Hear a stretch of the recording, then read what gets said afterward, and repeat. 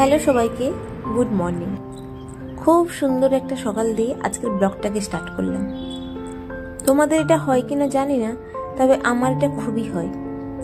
যদি বিশেষ দিন কিংবা বাড়িতে কোনো প্রোগ্রাম আছে, কোথাও যাওয়ার আছে, তার ঠিক আগের দিন রাত্রে আমার ঠিক মতো ঘুম হয় না। বেশ সকাল সকাল ঘুমটা ভেঙেও যায়।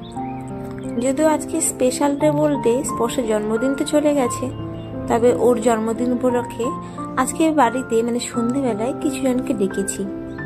তবে আজকে সকাল সকাল উঠতেই হতো, যদিও অনেকটা সকালে উঠেছি আর উঠতেই বেশ ভালো লাগছে। এই কারণে সকালটা ভীষণ সুন্দর দেখাচ্ছে।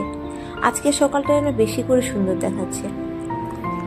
যদিও রাতে রেখেছি কিছু মানুষকে আমাদের বাড়িতে, আর সকাল সকাল উঠতে হতো এই কারণে ওর জন্মদিনের দিন যেহেতু ও স্কুলে গেছিলো, তারপর বাড়িতে এসে দুপুরবেলা বা রাত্রেবেলা সেইভাবে আর মন্দিরে যাওয়া হয়নি।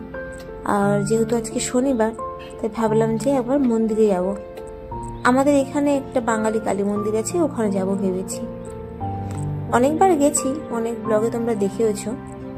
তো উঠে যেহেতু অনেকটা টাইম আছে, স্পর্শ ঘুমোচ্ছে, তাই ঘুরে ঘুরে আমাদের বাগানটা দেখছিলাম আর সকালের চারদিকটা দেখছিলাম। আজকে সূর্যটা উঠছিল খুব সুন্দরভাবে, এত সুন্দর মনে হচ্ছিল ওখানে দাঁড়িয়েই থাকি, দাঁড়িয়ে দাঁড়িয়ে সূর্য ওঠাটা দেখি একদম লাস্ট পর্যন্ত। কিন্তু একদম লাস্ট পর্যন্ত দেখা হয়নি, তার আগেই আমাদের রেডি হওয়ার জন্য চলে আসতে হয়েছিল। এই যে দেখো, দূরে পাহাড় থেকে সূর্যটা উঠছে, খুবই মিষ্টি আর খুবই সুন্দর দেখাচ্ছে। এবছর আমার জন্য মনে হচ্ছে মুম্বাইতে একটু ঠান্ডা ঠান্ডা পড়েছে।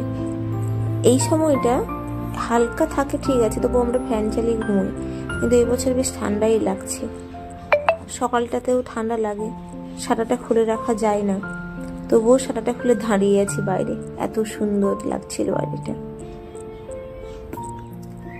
তবে বেশিক্ষণ দাঁড়ালে চলবে না, যদিও মন করছিল দাঁড়িয়েই থাকি পুরো সূর্যটা ওঠা পর্যন্ত, কিন্তু যেহেতু আমরা যাব মন্দিরে আর একটু তাড়াতাড়ি যাবো, দিলে তাড়াতাড়ি ফিরে আসতে পারবো। যত যাই হোক রাত্রেবেলা ঘরে তো মোটামুটি কাজ থাকেই, তো ওই কারণে জলদি জলদি যাব।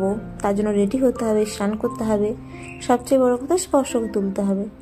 যদিও এখন সকাল সকাল স্কুলে যায়, অভ্যেস রয়েছে, তাও দেখাও।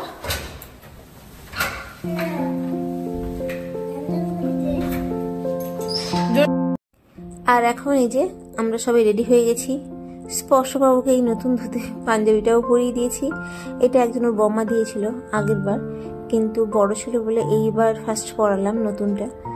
আর এদিকে সম্পাদিদাও আমাদের সাথে আছে, আজকে সম্পাদিদের বিবাহবার্ষিকী রয়েছে।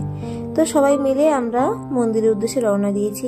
আর এখন এই যে কালী মন্দিরে আমরা পৌঁছেও গেছি। এখানে আরো অনেক অনেক ঠাকুর রয়েছে, আর এখানকার ভিডিও আমি অনেকবারই শেয়ার করেছি। সচরাচর কোনো কিছুতে আমরা এখানে আসি, আর পাশে শিবগঙ্গা যে মন্দির রয়েছে আমাদের সোসাইটির পাশে, সেখানেও যাই, তবে এখানেও আসি। এই দেখো, তো চলো, এখানে অলরেডি আমাদের পুজো দেওয়া কমপ্লিট হয়ে গেছে। তারপরে আমরা একটু ভিডিও করছিলাম। তারপরে এখান থেকে খুব বেশি সময় আমরা থাকিনি, পুজো দিয়ে কিছুক্ষণ বসে তারপরে চলে এসেছি।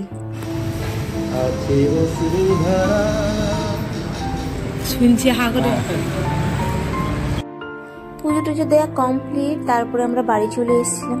বাড়ি এসে এই যে পাশের রুমটা আমরা নিয়েছিলাম, ভাগ্যিস পেয়ে গেছিলাম, তো এই কারণে এগুলো সব ধোয়া মোছা চলছে, যেহেতু লক ছিল পাশের রুমটা।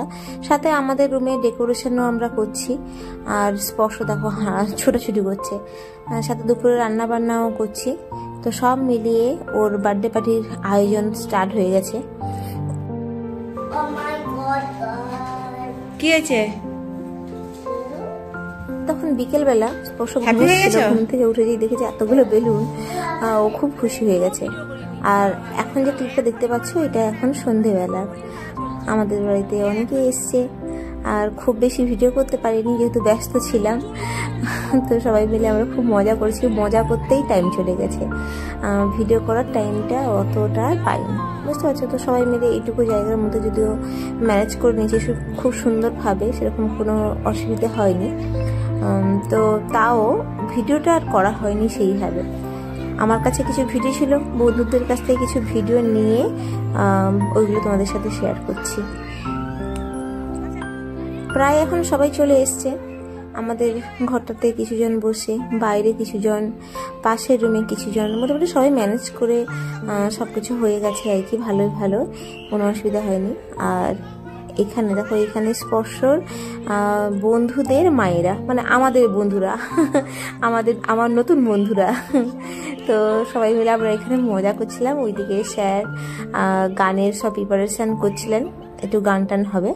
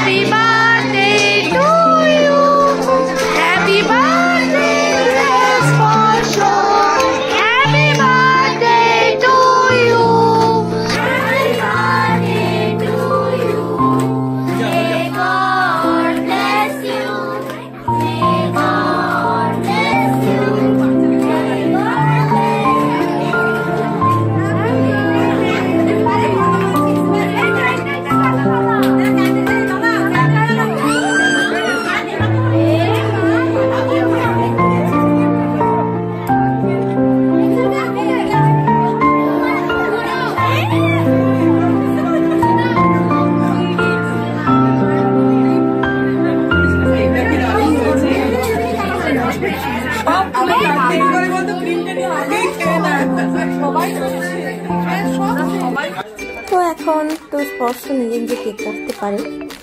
আমার ওই সময় মনে হচ্ছিল একটা সময় ওকে কোলে নিয়ে ফার্স্ট বার্থডেতে কেক কাটছিলাম, ও কোনো মতে কেকটা কাটবে না, মানে এত জ্ঞান করছিল। আর এখন তো খুব এক্সাইটেড কেকটা কাটার জন্য। সবচেয়ে মজা লাগছিল, বন্ধুরা সবাই মিলে, সব বাচ্চাগুলো দাঁড়িয়ে গেছে। কেকটা কাটার আগে সবাই একবার করে আঙুল দিয়ে ক্রিমটা তুলে খাচ্ছিল, তো খুব ভালো লাগছিল।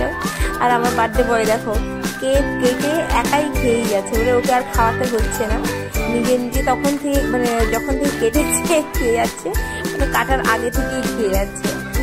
যাই হোক, এখন বুঝতে পেরেছে, আগে তো অতটা বুঝতে পারতো না, এই বছর থেকে না বেশি বুঝতে পেরেছে যে ওটা বার্থডে, মজা করছে, খুব এক্সাইটেড, সব মিলিয়ে ওর খুব মানে ভালো লাগছে, খুব ও এনজয় করছে দিনটাকে নিয়ে।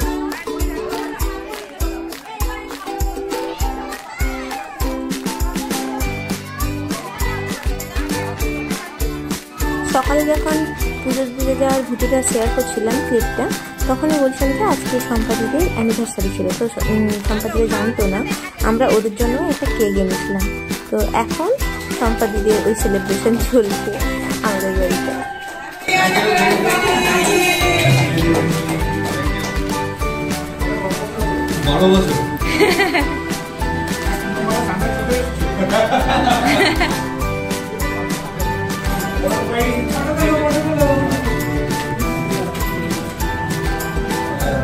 বুকেরটা দাও,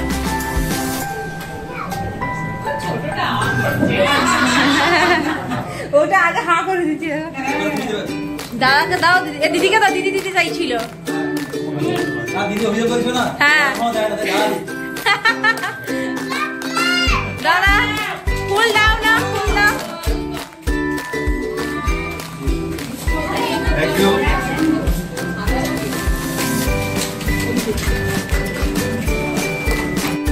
তো সব মিলিয়ে স্পর্শের বার্থডেটা আমরা খুব ভালোভাবে কাটিয়েছি, খুব মজা করেছি।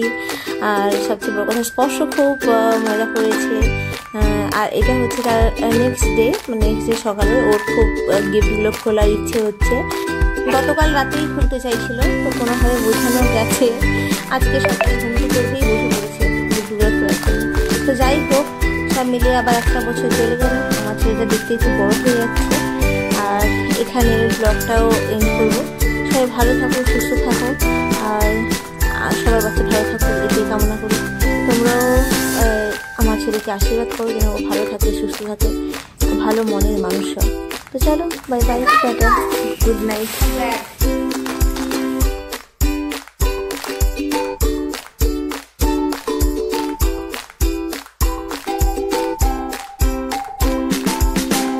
রে?